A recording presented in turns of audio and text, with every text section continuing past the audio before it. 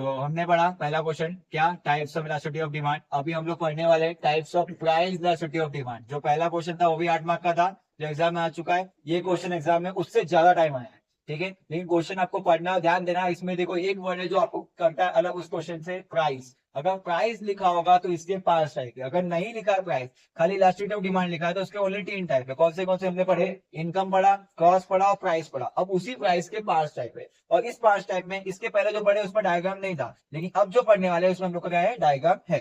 तो पहला है इसका टाइप, सबसे पहला टाइप है जिसका नाम है परफेक्टली इलास्टिक डिमांड।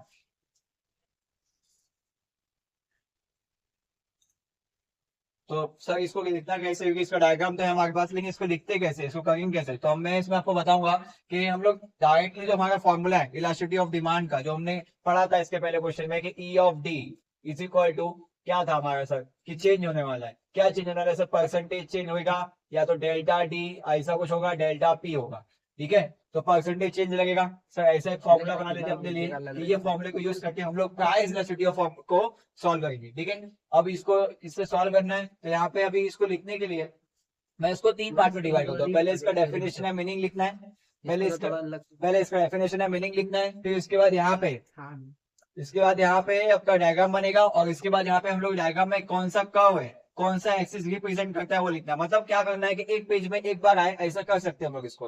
तो कैसे करेंगे, तो सर इसका पहले मीनिंग का डेफिनेशन, तो मीनिंग डेफिनेशन लिखने के लिए मैं आपको एक तरीका बताऊंगा, उसमें इजीली हो जाएगा। क्या कि सर पहले हम एक एग्जाम्पल ले लेते हैं, एग्जाम से डेफिनेशन बनाएंगे। एग्जाम्पल क्या है कि यहाँ पे एक डेल्टा पी लेता हूँ, डेल्टा मतलब चेंज, और डेल्टा डी लेता हूँ, ठीक है। अब डेल्टा पी मतलब क्या सर, यहाँ पे क्या होगा, प्राइस में नो चेंज, नो या तो स्लाइट चेंज होगा, डेल्टा मतलब चेंज, स्लाइट या नो चेंज। और डिमांड में क्या होगा, very big change, very big change हो सकता है, या फिर इनफाइनाइट चेंज।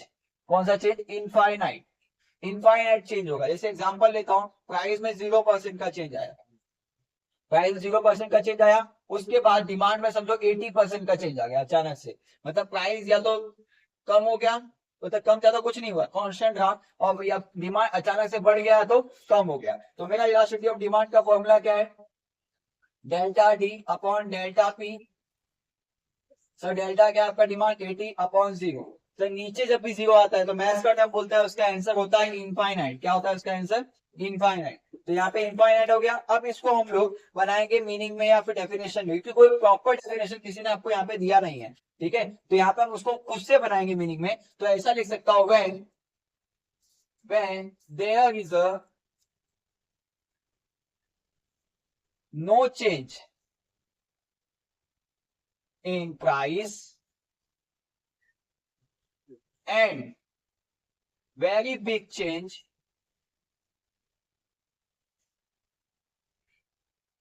in demand या quantity demanded is called perfectly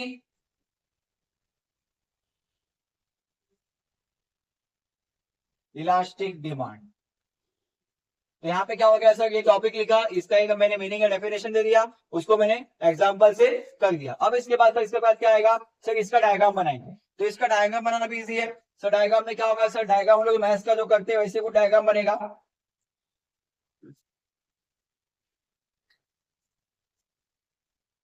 ये आपका एक्स एक्सिस है, जो डायग्राम नॉर्मल मैथ्स का बनता है वैसे ही बनाओ, जो जो हो सकता है सब प्रॉपर लिखो। ये आपका प्राइस हो गया यहाँ पे, और प्राइस हम इंडिया में पढ़ गए तो इन रुपीज हो गया। और आप इस चैप्टर में जहां भी लिखोगे वहां नीचे क्या आएगा, क्वांटिटी डिमांडेड, क्वांटिटी डिमांडेड आएगा, ठीक है। अब सर इस क्वेश्चन को समझते हैं, ये आपका एक्स बार हो गया, ये आपका वाई बार हो गया, ठीक है। मैं इसके उल्टी समझाऊं तो स्केल नहीं लिखना है यहाँ पे। अब सर इसको बताना है मुझे, इसके लिए ग्राफ की जरूरत नहीं है, नॉर्मल पेन से मैं बता सकता हूँ। तो इसमें क्या होगा सर, अब आपने सर बोला कि प्राइस में नो चेंज आया और डिमांड में थोड़ा सा ज्यादा चेंज आया, तो सर प्राइस में का यहाँ पे, तो समझो मेरा प्राइस यहाँ पे, ये मेरा प्राइस है पी है, और ये मेरा डिमांड है बीच में, ठीक है। ये मेरा प्राइस है पी, ये मेरा डिमांड है बीच में, ठीक है। अब क्या हुआ सर, ये प्राइस मेरा ऐसे ही कांस्टेंट है, लेकिन डिमांड अचानक से या तो कम हो गया या तो ज्यादा हो गया। मतलब यहाँ पे मैं देखूंगा तो ये ऐसे जा रहा है, ये डिमांड का जो है, पहले तो ये प्राइस ऐसे जा रहा है, ठीक है, और ये एक्चुअल डिमांड ये रहा मेरा। हाँ, और ये दूसरा जो डिमांड है वो मेरा कहाँ पे शिफ्ट हुआ है, दूसरा डिमांड मेरा यहाँ पे शिफ्ट हुआ इस साइड, 80% शिफ्ट हुआ। और सर ये वाला डिमांड मेरा शिफ्ट हुआ है इस साइड, 80%। या तो कम हुआ है या तो ज्यादा हुआ है। तो यहाँ पे मेरा डिमांड कर्व जो है वो ये है, जो मेरा डिमांड कर्व है वो मेरा यही है जो दिख रहा है यहाँ पे। तो इस डिमांड कर्व को यहाँ पे मुझे लिखना है, तो सर इसको एक्सप्लेन करना है, इसके नीचे इसको एक्सप्लेन करो। तो एक्सप्लेन करने के लिए मैं आपको हर डायग्राम में 2 कॉमन पॉइंट देगा, उसको आपको एक्सप्लेन करना है। ऐसे लिख दो हेडिंग में एक्सप्लेनेशन है, और उसमें पहला कॉमन पॉइंट क्या आएगा sir, in the above diagram, in the above diagram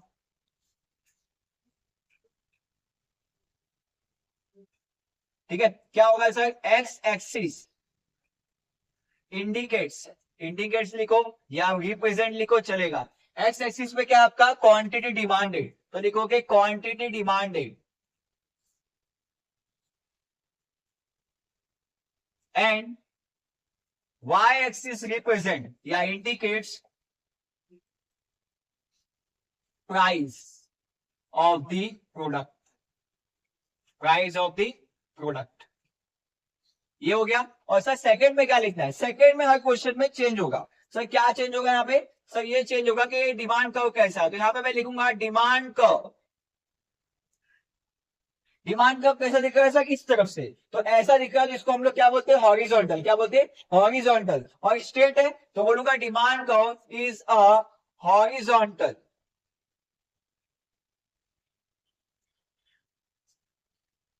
straight line, horizontal straight line, parallel to, ये पैरेलल है किसके साथ, ये एक्सिस पे, पैरेलल मतलब कभी इसको कट नहीं करेगा। तो पैरेलल टू एक्स एक्सिस, तो मतलब ये यहाँ पे क्या है सर, आप इसको ऐसे लिखोगे तो आपको चांस अच्छा मार्क्स आने का है। यहाँ पे क्या सर, ये देखो ये लिखा, और ये लाइन, ये चीज बताना बहुत जरूरी है, sorry parallel,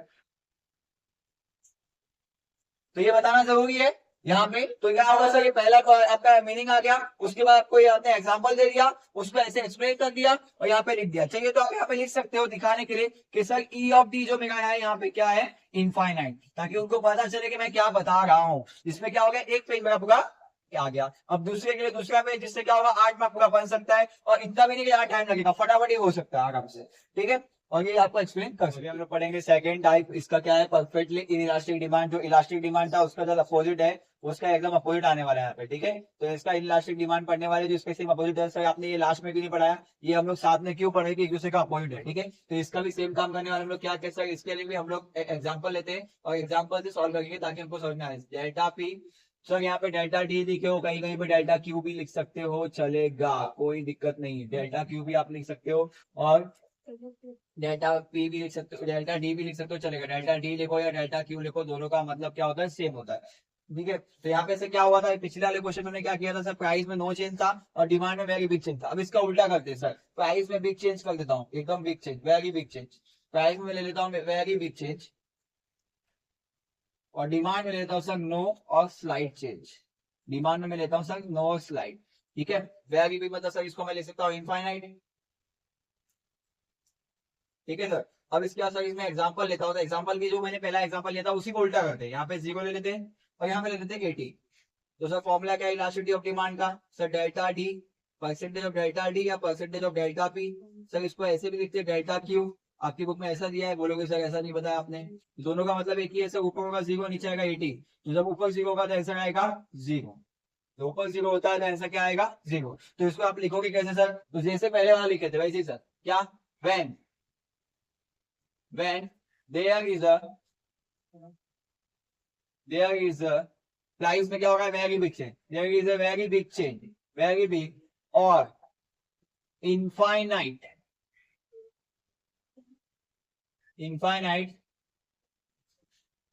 change in price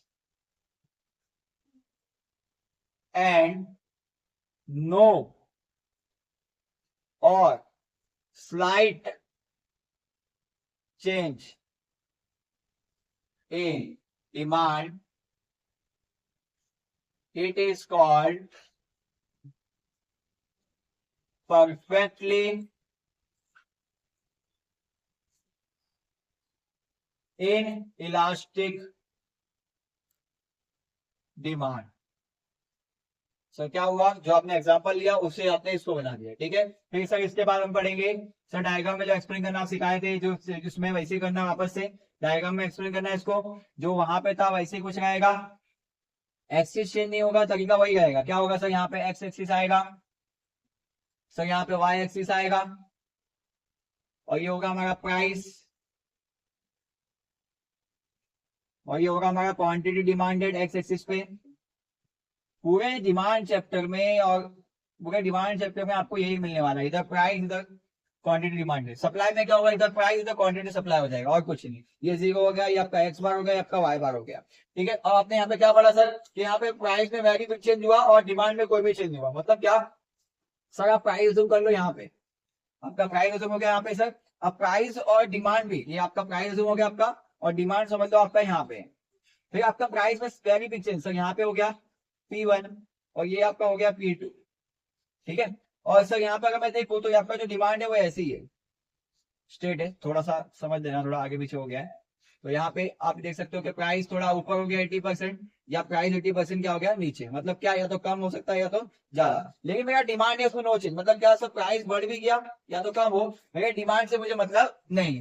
तो जब मुझे इससे मतलब नहीं है तो ये ऐसे होगा, जब ऐसे होगा तो ये मेरा देखो डिमांड कब जो दिख रहा है वो यही मेरा डिमांड कब है, ये जो है यही मेरा डिमांड कब बन गया है, ठीक है, जो ऐसे बना हुआ है इस शेप में। तो यही मेरा डिमांड का 1 गया सर। यहाँ पे ईडी की वैल्यू क्या मिली है मुझे, वहां पे सर 0 मिली है, वो भी मैंने दिखा दिया। सर ये मैंने लिखा है या मैंने ऐसे कर दिया है, क्यों, क्योंकि सर ये सब में कॉमन पॉइंट है, इसलिए मैंने ऐसे रखा है। सर यहाँ पे क्या होगा सर, ये जो डिमांड का वो बता रहा है, जो डिमांड का यहाँ पे डिमांड का कैसा है सर, डिमांड का इज अ वर्टिकल, क्योंकि यहाँ पे जो लाइन है वो सीधी स्ट्रेट खड़ी हुई लाइन है, तो इसको क्या बोलते हैं, vertical straight line, vertical straight line parallel to. अभी ये वाला एक्स एक्सिस था, ये स्ट्रेट लाइन, यहाँ पे कौन सा एक्सिस है, वाई एक्सिस, तो पैरेलल टू वाई एक्सिस, ये हो गया सर। अब इसके बाद सर एक चीज यहाँ पे एक्स्ट्रा में एडअप कर रहा हूँ सर, पिछले वाले का एग्जांपल नहीं दिया था आपने, एग्जांपल था ही नहीं उसका, उसमें आप एग्जांपल समझ सकते हो सीजनल प्रोडक्ट का, कि सीजन आया ऐसे बारिश आई तो छाते का प्राइस अचानक से नहीं बढ़ा, लेकिन छाते का वैल्यू बढ़ गया या छाते का डिमांड बढ़ गया एम्ब्रेलास का, जैसे वैसे यहाँ पे क्या होगा, जैसे देखो अभी विंटर सीजन आएगा तो विंटर सीजन में ऐसे हो गया कि विंटर सीजन में आपका वुलन क्लोथ का अचानक से डिमांड बढ़ गया, प्राइस वही था लेकिन डिमांड अचानक से बढ़ गया। वैसे ही इसमें क्या होगा सर कि प्राइस में बहुत बड़ा चेंज आया, लेकिन डिमांड वैसा का वैसा है, मतलब सॉल्ट सर, प्राइस कितना भी कम ज्यादा हो, नमक में कम ज्यादा नहीं खाऊंगा, नमक जितना मैं पहले खाता उतना ही, प्राइस 5 रुपया हो गया नमक का, 10 रुपया हो गया, 20 रुपया हो गया, तो मैं क्या 2 किलो 3 किलो 4 किलो नमक खाऊंगा एक बार में, नहीं, जितना पहले खा रहा था उतना ही खाने वाला, इसको बोलते हैं स्वादानुसार। तो वही है, तो ये इसका एग्जाम्पल है, समझा। ये सेकंड पार्ट था हम लोग करने वाले हैं यहाँ पे, तीसरा टॉपिक इसका नाम है यूनिटरी इलास्टिक डिमांड, जो एकदम इजी है और एकदम इजी लगता भी है इसमें। तो यहाँ पे क्या होगा सर, यहाँ पे भी एग्जांपल लेते डेल्टा पी और डेल्टा क्यू बोलो या डेल्टा डी, जो आपको समझे, ठीक है। तो यहाँ पे क्या होगा सर, सेम चेंज लिख रहा हूँ मैं यहाँ पे सर, आप सेम चेंज क्यों लिखोगे, मतलब सेम मतलब क्या, कि जितने से प्राइस कम होगा उतने से डिमांड बढ़ेगा, या जितने से प्राइस बढ़ेगा उतने से डिमांड कम होगा, रिवर्स इफेक्ट, मतलब क्या कि सर 50% और दोनों 50% हो गया। फिर उसके बाद सर समझो कि सर प्राइस 50% कम हुआ तो डिमांड 50% बढ़ गया, प्राइस 50% बढ़ गया तो डिमांड 50% कम हो गया। तो सर यहाँ पे फॉर्मूला क्या है इलास्टिसिटी ऑफ डिमांड का, delta T percentage of delta P, जिसको आपके बुक में लिखा है delta Q upon delta P. तो सर क्या हो जाएगा, डेल्टा थोड़ा मेरा समोसा जैसा लग रहा है, उसमें क्या होगा 50/50 कितना हो जाएगा 1। तो सर यहाँ पे इलास्टिसिटी ऑफ डिमांड क्या मिला मुझे, 1 मिला। अब सर इसको वापस हमारे वर्ड्स में लिखेंगे, तो वर्ड्स में लिखने का क्या है सर, व्हेन, सर इसमें कैसे बनाएंगे, सेम लिखोगे, हाँ तो क्या, when there is a same change in price and quantity demanded, साथ में लिख दो, थोड़ा बचा लेने का ना टाइम। तो प्राइस एंड क्वांटिटी डिमांडेड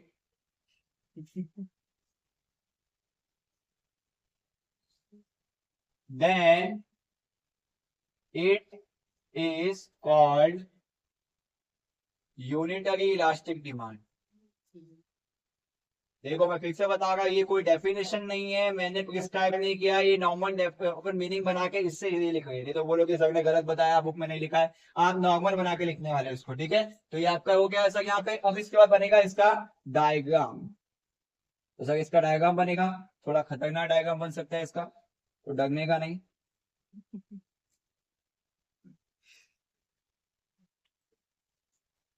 पहली बात तो जैसा पहले था वैसे ही कुछ रहेगा, थोड़ा सा चेंजेस होगा। तो ये तो आपका सेम है, बार बार लिखना पड़ रहा है ये मुझे।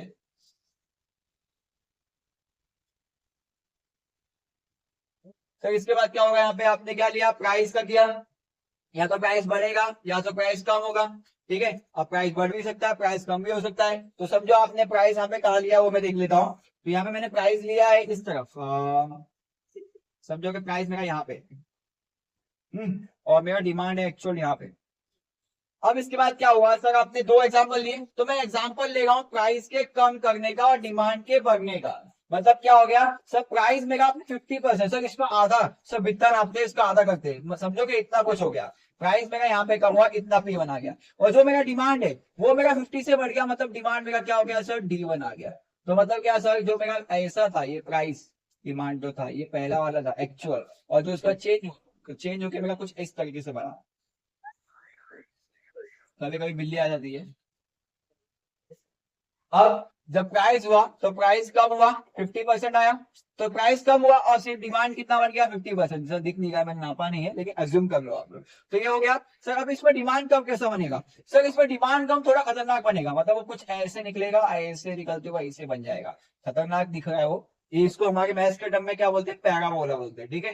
तो यहाँ पे पैराबोला बना है, थोड़ा खतरनाक बन गया, बनना चाहिए था आपका रेक्टेंगल शेप का, या फिर मैं बोल रहा हूँ कि पैराबोला मतलब होता है शायद अर्धगोला, हिंदी में बोलते हैं जिसे, वैसा ही कुछ होता है। वैसा ही कुछ बन रहा है यहाँ पे। यहाँ पे आप ई ऑफ डी लिखोगे इक्वल टू वन, क्या लिखोगे, इक्वल टू वन। तो यहाँ पे क्या लिखने वाले हो सर, यहाँ पे सर, यहाँ पे डिमांड कहो सर, यहाँ पे डिमांड कहो कैसा दिख ही नहीं रहा ना, स्ट्रेट लाइन ऐसे ऐसे क्या हो गया सर डिमांड कहो में। तो यहाँ पे लिखोगे डिमांड कहो इज अ रेक्टेंगुलर, डिमांड कहो इज अ रेक्टेंगुलर हाइपरबोला। मैंने क्या बोला, सर ने ये बोला कि रेक्टेंगुलर हाइपर बोला। तो यहाँ पे इंटरनेशनल डिमांड का आप ऐसे याद रखोगे, यहाँ पे डिमांड का क्या होता है, जो सर ने बोला है, क्या बोला है, रेक्टेंगुलर हाइपर बोला। ये रेक्टेंगल शेप बन गया, रेक्टेंगल मतलब हिंदी बोलते हैं आयत, आयत बन गया, ठीक है, उसमें बन गया हाइपर बोला, तो इसको बोलते हैं रेक्टेंगुलर हाइपर बोला। और यहाँ पे एग्जांपल देने के लिए, जैसे नॉर्मली आप कोई भी एग्जांपल अपने आसपास देख सकते हो कि प्राइस एकदम गिरता है। जैसे मुंबई के हम लोग कुछ लोग हैं तो मुंबई के बोलते हैं, मुंबई में वड़ा पाव हमारा 20 से 10 हो गया तो एकदम डिमांड कम ज्यादा हो गया, या प्राइस 20 से 30 हो गया, 20 से 40 हो गया तो डिमांड डबल हो गया, ठीक है। तो ये हो सकता है यहाँ पे, ये आपको ऐसे एक्सप्लेन करना है। ये थोड़ा सा मेरा अलग बना है, बाकी तो आपके लिए थोड़ा सा अच्छा बना दिया मैंने, ठीक है, ऐसे ही इसको लिखना है। तो अभी हम लोग पढ़ने वाले चौथा टॉपिक, इसका नाम है रिलेटिवली इलास्टिक डिमांड, ठीक है। और उसमें पहले एग्जांपल लेते हैं हम लोग, उसके बाद इसका मीनिंग बनाएंगे। तो सर इसमें एग्जांपल क्या है, डेल्टा बी, डेल्टा डी और क्यू, क्यू और डी मतलब एक ही होता है। तो डेल्टा मतलब चेंज होगा सर, अतः यहाँ पे क्या होगा सर, रिलेटिवली इलास्टिक डिमांड है। यहाँ पे कल मैंने बताया, मतलब उसमें पहले बताया था, जिसके पहले जो मैंने पढ़ाया था कि वो ग्रेटर देन वन होता है। तो ग्रेटर देन वन होता है तो इसके लिए हम लोग क्या होगा सर, प्राइस में थोड़ा बहुत प्राइस में चेंज होगा, उसके डिमांड में चेंज होता है ये। तो प्राइस में कितना चेंज होगा सर, प्राइस में होगा स्मॉल चेंज और डिमांड में होगा बिग चेंज। लिख सकता हूँ मैं, प्राइस में क्या होगा स्मॉल चेंज और डिमांड में क्या होगा बिग चेंज। तो यहाँ पे क्या लिखूंगा सर, प्राइस में स्मॉल चेंज मतलब समझो कि प्राइस में समझो कि 50% का चेंज आया, और डिमांड हो गया मेरा 100% का चेंज, ठीक है। मतलब प्राइस मेरा 50% गिरा तो मेरा डिमांड 100% बढ़ गया, डबल हो गया। या फिर प्राइस मेरा 50% बढ़ गया, डिमांड मेरा 100% भी गया, 100% भी ले सकते हो, 75 भी ले सकते हो, दोनों चलेगा, ठीक है। अब इसमें क्या होगा, इलास्टिसिटी ऑफ डिमांड का formula sir, delta D, percentage delta D of percentage delta P, percentage delta Q upon percentage delta P is equal to 100/50। Sir 100/50 करूंगा तो 2 आएगा, और 2 क्या है, ग्रेटर देन 1। तो सर मेरा इलास्टिसिटी ऑफ डिमांड यहाँ पे क्या आया, ग्रेटर देन 1 आया। तो सर इसका कैसे बनाएंगे हम लोग, अब इसका बनाएंगे मीनिंग। तो कैसे बनेगा सर, व्हेन देयर इज है, क्या है, प्राइस में कितना चेंज है, स्मॉल चेंज, देयर इज है small change in price and big change in demand, then it is called relatively elastic demand. तो हमने इसको वापस बना लिया। और सर इसके बाद क्या आएगा, सर इसको हम लोग करेंगे इस तरीके से सॉल्व, जिसमें बनेगा हमारा ग्राफ। तो ग्राफ को हम लोग यहाँ पे, ये आपका 0 हो गया, आपका y बार, ये आपका x बार, यहाँ पे आपका आ जाएगा x एक्सिस, यहाँ पे आपका आएगा y एक्सिस, ये आपका हो गया प्राइस जो होता है इंडियन रुपीज में, यहाँ पे आपका आएगा क्वांटिटी डिमांडेड। सर इतना लिखने के बाद आप क्या करना है सर, इसको हम लोग बोल भी सकते हैं, इसको ग्राफिकल रिप्रेजेंटेशन भी आप लिख सकते हो। अगर आपको एक्सप्लेन करना था बोल सकते हैं ग्राफिकल रिप्रेजेंटेशन। ठीक है, तो सर इसमें क्या मैंने लिया एग्जांपल, तो प्राइस का लिया और डिमांड का। तो यहाँ पे सर कम भी कर सकता हूँ मैं और ज्यादा भी कर सकता हूँ, दोनों चलेगा। तो एक काम करता हूँ, मैंने प्राइस को समझो यहाँ पे लिया है, डिफरेंट मार्कर यूज करके बताते हैं। तो समझो प्राइस को सर मैंने यहाँ पे लिया, प्राइस मेरा ये रहा। ठीक है, ये मेरा प्राइस होगा, ये मेरा डिमांड होगा। तो मेरा यहाँ पे मैं डिमांड ले लूंगा। ठीक है, तो सर ये प्राइस और डिमांड ये ऐसे कुछ रहा। हाँ, अब इसके बाद सर मैंने प्राइस थोड़ा सा चेंज किया, P1 सर 50% का चेंज आया। चलो आपको सर 50 नहीं लगा तो यहाँ पे ले लेता हूँ, 50 यहाँ पे हो गया। P1 चेंज आया 50% का। और जो मेरा डिमांड है वो बहुत ज्यादा चेंज हो गया, इतना बड़ा चेंज आया डिमांड। तो जो मेरा बनेगा वो कुछ इस तरीके से बनेगा। एक मिनट, प्राइस में चेंज किया, डिमांड बढ़ेगा नहीं, प्राइस यही रहेगा। तो यहाँ पे हम लोग प्राइस एक काम करते हैं, प्राइस को यहाँ कम कर देते हैं, बढ़ाएंगे तो डिमांड अंदर लेना पड़ेगा। प्राइस को मैं कम कर देता हूँ आधा, यहाँ प्राइस आ गया P1, और डिमांड मेरा इतना बड़ा हो गया, क्योंकि प्राइस कम होगा तभी डिमांड बढ़ेगा। तो प्राइस कम कर देता हूँ मैं यहाँ पे, और डिमांड में ऐसे कर दिया। तो मतलब क्या हुआ सर, प्राइस मेरा 50% से कम हुआ और इसका डबल मेरा डिमांड क्या हो गया, 100% से बढ़ गया। तो यहाँ पे क्या हुआ सर, प्राइस मेरा 50% कम हुआ, डिमांड मेरा 100% से बढ़ गया। तो यहाँ पे जो कर्व बनेगा सर, वो जो कर्व बनेगा वो कुछ इस तरीके से जाएगा होगा, ऐसे फ्लैट जाएगा। ठीक है, ऐसे जाएगा फ्लैट। तो सर यहाँ पे लिखना क्या है, तो यहाँ पे लिखना कुछ है, जगह से चेंज होगा। यहाँ पे ये जो हाइपरबोला था इसका चेंज होगी, क्या हो जाएगा डिमांड कर्व का। सर यहाँ पे लिखेंगे क्या, demand curve is a flatter curve, demand curve is a flatter. Sir flatter क्यों है, सर एकदम फ्लैट है ये, देखोगे तो ये एकदम झोले के जैसे एकदम फ्लैट है, जो नीचे की तरफ जा रहा है। तो यहाँ पे आप लिख सकते हो demand curve is a flatter curve. तो सर इसमें क्या हो गया सर, रिलेटिव इलास्टिक एक बात ये है कि आपसे कोई पूछेगा, हम लोग जो भी पढ़ते हैं इलास्टिक और इलास्टिसिटी और इलास्टिसिटी के बारे में, जो इलास्टिक होता है वो रिलेटिवली होता है, और इन इलास्टिक जो होता है वो रिलेटिवली, मतलब क्या कि ये सर नॉर्मल लाइन में पॉसिबल है, रिलेटिवली इन इलास्टिक पॉसिबल है, लेकिन perfectly elastic in elastic rarely possible होता है। इसका एग्जांपल है, आप एग्जांपल इसका लिख सकते हो सर, टी एंड कॉफी लिख सकते हो। मतलब सर इसमें एग्जांपल क्या आएगा, सर इसमें एग्जांपल आएगा substitute goods, all type of substitute goods आएगा इसके अंदर। जो प्राइस में से क्या होता है सर, एक का प्राइस कम हुआ दूसरे का डिमांड बढ़ जाता है। कल हमने इसके बारे में पढ़ा था कि सब्स्टिट्यूट गुड में क्या होता है सर, एक का प्राइस उतना कम होता है, दूसरे का डिमांड डबल हो जाता है। तो वो इसमें आ जाएगा सर कार, बहुत सारे एग्जाम्पल है सर इसमें। Car and petrol complementary goods भी आ सकता है, क्यों सर, कि मेरे पेट्रोल या फ्यूल का प्राइस कम हुआ, कार और बाइक का डिमांड भी अचानक से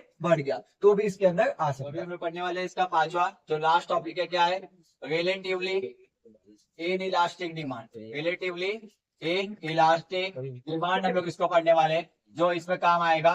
ठीक है, अब सर इसमें क्या होगा, इसमें आएगा डेल्टा पी, वही रहेगा डेल्टा डी और डेल्टा क्यू लिखेंगे हम लोग। तो ये जो यहाँ पे था इसका उल्टा हो जाएगा, जो यहाँ पे स्मॉल था ये हो जाएगा स्मॉल, ये हो जाएगा बिग। ठीक है, तो सर इसका एग्जांपल क्या होगा, सर यहाँ पे एग्जांपल 50 लिए थे, अब यहाँ पे आ जाओ 50 एग्जांपल, ये हो गया, ये हो गया आपका 100 एग्जांपल। ठीक है, इलास्टिसिटी ऑफ डिमांड क्या होगा sir, delta D, delta percentage of delta D upon percentage of delta delta Q upon delta P. तो सर क्या आएगा 50 अपॉन 100, और जब मैं 50 अपॉन 100 करूंगा तो क्या आएगा 1/2, 1/2 0.5 होता है, विच इज लेस देन 1। तो सर यहाँ पे इलास्टिसिटी ऑफ डिमांड क्या आएगा, लेस देन 1 आएगा। लेस देन 1 मतलब क्या सर, यहाँ पे जब लिखूंगा मैं इसको बना के, तो क्या हो जाएगा यहाँ पे sir, when there is, sir उसको लिखेंगे बस थोड़ा सा उल्टा लिखेंगे, व्हेन देयर इज अ, अब क्या प्राइस में बिग चेंज, तो there is a big change in price and small change in demand, big change हो गया, small change हो गया, then it is called relatively in elastic demand. तो सर यहाँ पे क्या हुआ सर, ये जो इंजन लिखे थे उसी को एक्सप्लेन किया। इसको आप इन इलास्टिक डिमांड भी बोल सकते हो और रिलेटिवली इन इलास्टिक डिमांड भी बोल सकते हो, दोनों चलेगा, ठीक है। फिर इसको हम एक्सप्लेन करेंगे।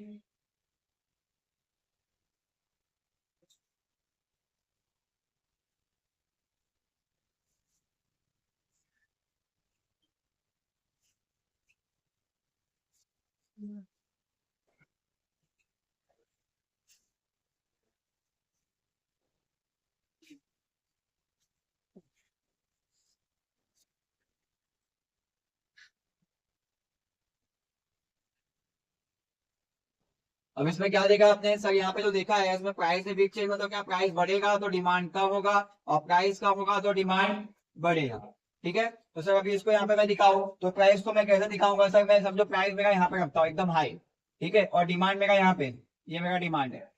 अब जब ये है तो ये ऐसे कुछ बनेगा, ये तो ओरिजिनल हो गया सर। प्राइस में एकदम बिग चेंज मतलब डिमांड मेरा प्राइस इतना गिर गया, एकदम गिर गया, ठीक है, वेरी बिग चेंज। तो 50% ले लेता हूँ या फिर आप एकदम मतलब ले लो के मैं भी 50% या 80% 100% किया है ना, तो वेरी बिग चेंज इतना की गया, ठीक है। अब इसके बाद सर डिमांड में कितना हो गया, डिमांड मेरा सर कम ही हुआ है, डिमांड में स्मॉल चेंज है, तो ये मेरा कुछ ऐसे बनेगा।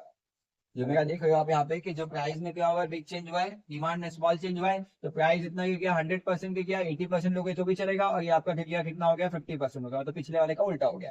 तो यहाँ पे सर जो डिमांड कर्व बन रहा है, जो डिमांड कर्व बन रहा है वो कुछ इस तरीके से बनेगा, जो एकदम एकदम मतलब एकदम ही ज्यादा हो जाएगा ऐसे।